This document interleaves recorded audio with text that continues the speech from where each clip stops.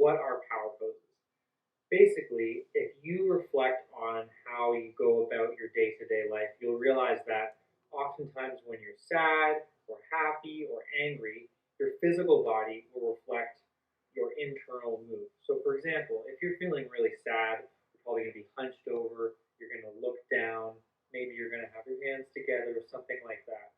If you're angry, perhaps your shoulders, or you're stressed, your shoulders are going to be scrunched up, your hands are going to be clenched, your eyebrows are going to be furrowed.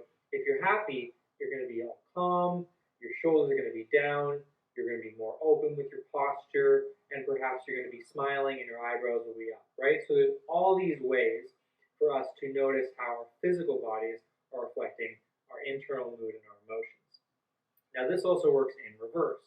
So there's been some research done recently on how our external body also changes how we're feeling internally. So this has been used by some researchers to show that if we hold what's called a power pose for a minute or so, we will actually feel the way that we hold our bodies. So another way to say that is you fake it till you make it, right? If you feel sad on the inside and you're hunched and you're kind of closed on the outside, that will just reinforce yourself.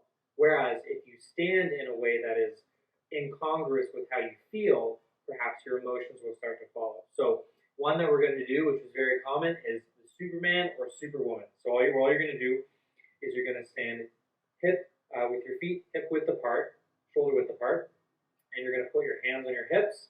You're going to push out your chest, and you're going to look straight ahead.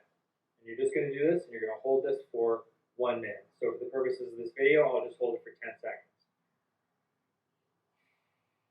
And while I'm doing this, I'm going to take deep breaths in and out. Maybe I'm going to smile, and maybe I'm going to think also of a positive thing. So for myself, I can think I am powerful, I am good at being a loving and supportive person, I am competent. I can think of a lot of positive things to uplift myself while I'm doing this. Okay, so we do this for 1 minute.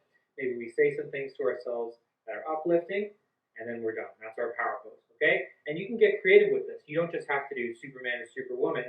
You can do a lot of things. So maybe this sounds silly, but maybe you could do the thinker, right? If you're trying to get into a state of mind where you're engaging with your homework or you're engaging with an academic subject, there are a lot of things that you can do. But this can be useful perhaps before an interview, or it can be useful if you're just feeling low and you need to feel confident.